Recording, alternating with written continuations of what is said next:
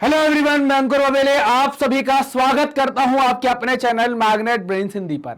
Magnet brains Hindi एक ऐसा platform है जो हिंदी माध्यम की कक्षा 7वीं से लेकर कक्षा 12वीं तक का संपूर्ण पाठ्यक्रम सीबीएसई, एनसीईआरटी और दूसरे स्टेट बोर्ड के अनुसार बिल्कुल निःशुल्क में उपलब्ध करा रहा है। मैग्नेट ब्रेन्स का मतलब ही है फ्री एजुकेशन, मतलब कि आपको यहां पर कोई पेमेंट नहीं करना, कोई सब्सक्रिप्शन परचेज नहीं करना, कोई कूपन नहीं लगाना, कुछ भी नहीं करना। सिंपली हमारे चैनल पर जाइए, वीडियो देखिए, नंबर बढ़ाइए, तरक्की कीजिए, यही हमारी आशा है।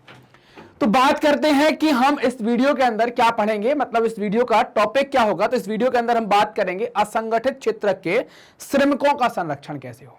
ये टॉपिक है कक्षा 10वीं के अर्थशास्त्र के अध्याय नंबर 2 भारतीय अर्थव्यवस्था के क्षेत्र का।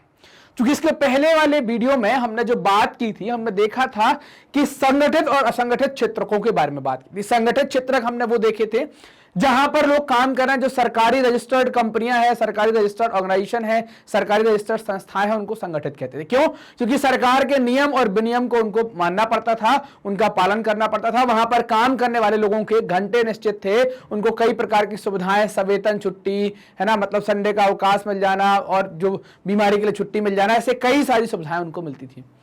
असंगठित क्षेत्र में हमने देखा था कि असंगठित क्षेत्र की संख्या बहुत बड़ी थी, क्योंकि इसमें कृषि में जो काम कर रहे हैं, कृषि के चाहे किसान हो चाहे मजदूर हो, और जो दूसरे और लोग हैं जो दहाड़ी पर मजदूरी करने जाते हैं, ये सब लोग कौन है? असंगठित क्षेत्र के अंतर्गत आते हैं। असंगठित क्षेत्र में किसी प्रकार की ऐसी सुविधा की बात नहीं की गई कि भाई वो अगर जिस दिन काम नहीं करेगा उस दिन का पैसा मिलेगा, ऐसा नहीं है। काम करेगा तो पैसा मिलेगा, काम नहीं करेगा तो पैसा नहीं मिलेगा। बीमार होने पर ऐसा कोई व्यवस्था नहीं है कि भाई बीमार होने पर उसको पैसा मिलता रहेगा। संडे की छुट्टी अगर उसने मारी तो पैसा उसको नहीं मिलेगा। तो ऐसी कई इसको इन प्रकार की सुविधाएं नहीं मिल रही थी जो संगठित क्षेत्र के लोगों को मिल रही थी। अब हम वही बात करेंगे इस वीडियो के अंदर कि संगठित क्षेत्र के श्रमिकों का संरक्षण कैसे करें, कैसे हो, उनकी कैसे व्यवस्था की जाए। तो संगठित क्षेत्र जो सरकार के अंदर रजिस्टर्ड होता है, जहां नियम कानून होते हैं, जो घंटे वगैरह फिक्स हैं, सुविधाएं हैं, तो संगठित क्षेत्र अत्यधिक मांग पर ही रोजगार प्रस्तावित करता है। मतलब कि सरकारी नौकरी जो है, आप खास तौर से इसको समझ लो, गवर्नमेंट जॉब जो है वो कब होती? अत्यधिक मांग पर, बहुत जरूरत पड़ती है तब निकालते हैं, नहीं तो नहीं निकालते। इसका मतलब क्या हुआ? इसका मतलब यह हुआ कि रोजगार के अवसर में अत्यंत धीमी गति से वृद्धि हो रही है। जो रोजगार बढ़ रहे हैं या जो एम्प्लॉयमेंट बढ़ रहा है, उसमें बहुत धीमी गति से वृद्धि हो रही है। यह भी पाया जाता है कि संगठित क्षेत्रक असंगठित क्षेत्रक के रूप में काम करता है। मतलब कई बार संगठित क्षेत्रक असंगठित क्षेत्रक के रूप में काम करता है। मतलब क्या होता है? कई बार संगठित क्षेत्र के अंदर भी काम करने वाले दहाड़ी पर बुला लिए जाते हैं।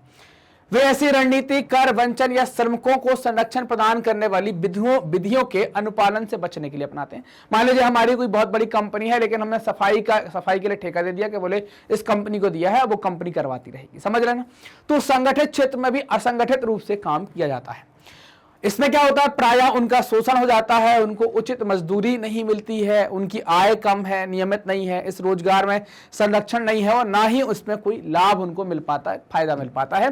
तो इससे उनको परेशानी होती है। वो इस परेशानी से बचने के लिए वो कुछ ना कुछ उपाय ढूंढते हैं। तो उनकी मजबूरी क्या है? क्योंकि उनके पास विकल्प नहीं होता, कोई दूसरा ऑप्शन नहीं होता, इस कारण से उनको असंगठित क्षेत्र में काम करना होता है। सन 1990 से यह भी देखा गया है कि संगठित क्षेत्र के बहुत अधिक श्रमिक अपना रोजगार खोते जा रहे हैं। मतलब संगठित क्षेत्र में जो काम करने वाले मजदूर थे वो अपना रोजगार खोते जा रहे हैं। ये लोग असंगठित क्षेत्र में कम वेतन पर काम करने के लिए विवश हैं। चूंकि कंपनी में जहां पर काम कर रहे थे उसने पॉलिसी बदल दी, नीति बदल दी, तो इनको निकाला जा रहा है। अब भाई पेट लगा है, परिवार जुड़ा है हमसे, तो कुछ तो कमाना पड़ेगा। तो मजबूरी में असंगठित क्षेत्र में जाएंगे। जो जितना पैसा देगा उस पर हमें काम करना पड़ता है, मजबूरी हो जाती है कि हम काम करेंगे। अतः असंगठित क्षेत्र में और अधिक रोजगार की जरूरत के अलावा श्रमिकों को संरक्षण और सहायता की आवश्यकता है। क्योंकि यहाँ पर जो असंगठित क्षेत्र में लोग काम करते हैं उनका ना तो कोई विवरण हमारे पास होता है, ना हम उनको कोई सुविधा उपलब्ध करा पाते हैं। वो जाते हैं, काम करते हैं, आते हैं, घर चले आते हैं। जिस दिन काम नहीं हुआ उस दिन घर पड़े रहते हैं। तो जरूरी क्या है कि भाई असंगठित क्षेत्र में रोजगार के अवसर भी ज्यादा आए, साथ ही साथ उनको संरक्षण और सहायता भी उपलब्ध कराई जाए ताकि वो अच्छा काम कर पाए, उनका जो जीवन है वो अच्छा हो पाए।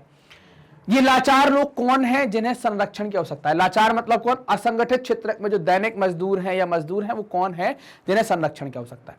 तो सबसे पहले हम बात करेंगे ग्रामीण क्षेत्रों में असंगठित क्षेत्र, मतलब ग्रामीण क्षेत्रों में ऐसे कौन से लोग हैं जो असंगठित क्षेत्र के अंतर्गत आते हैं। तो भूमिहीन कृषि श्रमिक जिनके पास जमीन नहीं है लेकिन जो खेती की मजदूरी करते हैं वो छोटे और सीमांत किसान। छोटे किसान मान लीजिए कि हमारे पास 2 एकड़ जमीन है तो हम क्या करेंगे, अपनी जमीन पर खेती करेंगे, साथ में मजदूरी भी करेंगे, तो वो फसल बटाईदार। जिनके पास जमीन नहीं है फिर भी हम क्या करते हैं, सामने वाले से बोलते हैं कि आप एक काम करो, हमें अपना खेत बटाई पर दे दो, आपका खेत हो गया, हमारी मेहनत हो गई, जो पैदावार होगी वो हम आधा आधा कर लेंगे। कारीगर जैसे कि बुनकर हो गए, लोहार हो गए, बढ़ई हो गए और सुनार हो गए, जो काम करते हैं, अपने गांव के अंदर देखे होंगे अलग अलग प्रकार के जो लोहे का काम करते हैं वो लोहार कहलाते हैं, बुनने का काम करते हैं बुनकर कहलाते हैं, है ना, जो सोने का काम करते हैं सुनार कहलाते हैं, लकड़ी का काम करते हैं बढ़ई कहलाते हैं। तो इन कारीगरों को भी असंगठित क्षेत्र के अंतर्गत रखा गया है। शहरी क्षेत्र में कौन से लोग असंगठित क्षेत्र के अंतर्गत आएंगे, तो शहरी क्षेत्र में बात करें कि लघु उद्योगों के श्रमिक, जो लघु उद्योग में काम करने वाली लेबर है, वो निर्माण, व्यापार एवं परिवहन में कार्यरत आकस्मिक श्रमिक, जैसे आप देखें कि कंडक्टर हो गया प्राइवेट बसों में चलने वाला, आपके यहाँ कोई घर बन रहा है तो जो मजदूर आते हैं ईंटा चलाने या जो काम करने के लिए वो, या परिवहन में कोई पल्लेदार हो गए जो माल चढ़ाते हैं ट्रक में उतारते हैं वो, सड़कों पर विक्रेता का काम करने वाले, हमने फेरी वाले हम खास तौर पर कहते हैं इनको, जो अपनी साइकिल में भरकर सामान ले जाते हैं, वो भी असंगठित क्षेत्र के अंतर्गत आएंगे लेकिन शहरों में। सिर पर बोझा ढोने वाले श्रमिक, मान लीजिए कि जैसे ईंट कहीं ले जानी है, कोई सामान ले जाना है, वैसे श्रमिक, वस्त्र निर्माण करने वाले और कबाड़ उठाने वाले, ये सब क्या है, शहरी क्षेत्रों में असंगठित क्षेत्र के अंतर्गत आते हैं। लघु उद्योगों को कच्चा माल की प्राप्ति और उत्पाद के विपणन के लिए सरकारी मदद की आवश्यकता होती है। ये शहरी क्षेत्र के असंगठित क्षेत्र के अंतर्गत बात कर रहे हैं, क्योंकि लघु उद्योग में जो काम करते हैं लोग वो असंगठित क्षेत्र के अंतर्गत आ रहे हैं। आकस्मिक श्रमिकों को भी शहर और ग्रामीण दोनों क्षेत्रों में संरक्षण दिए जाने की जरूरत है। आकस्मिक मतलब ऐसा होता है ना, पुताई करवाना, चौक पर चलेगा, बोले चलो कल से पुताई करो, ऐसे श्रमिकों को संरक्षण दिए जाने की आवश्यकता है ताकि वो अपना काम व्यवस्थित तरीके से कर पाए। देखो, संरक्षण की आवश्यकता उनको क्यों है, क्योंकि अगर उनको रेगुलर काम नहीं मिलेगा तो वो कमा नहीं पाएंगे, वो कमा नहीं पाएंगे तो अपने घर पर रोटी नहीं बनवा पाएंगे, उनका जो परिवार का जीवन स्तर है वो खराब हो जाएगा। इस कारण से संरक्षण की आवश्यकता है।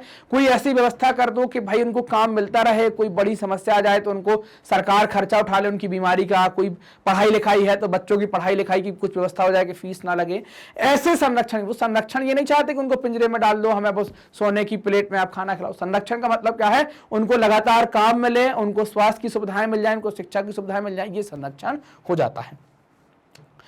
अब बात आती है कि ये श्रमिक कौन है, बहुत संख्या में जो बहुसंख्यक श्रमिक हैं वो कौन है और कहां से आते हैं।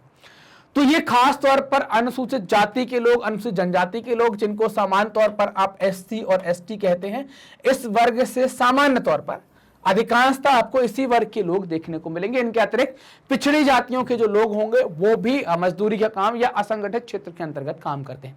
मतलब हम क्या कहते हैं कि एससी और एसटी समुदाय के जो लोग काम करते हैं, साथ ही साथ पिछड़ी जातियों के कुछ लोग काम करते हैं।